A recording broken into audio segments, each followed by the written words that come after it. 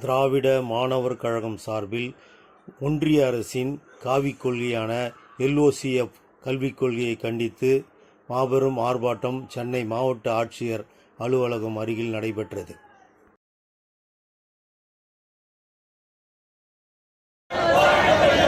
தேசிய கல்விக் கொள்கையா, தேசிய கல்விக் கொள்கையா, காவி கல்விக் கொள்கையா,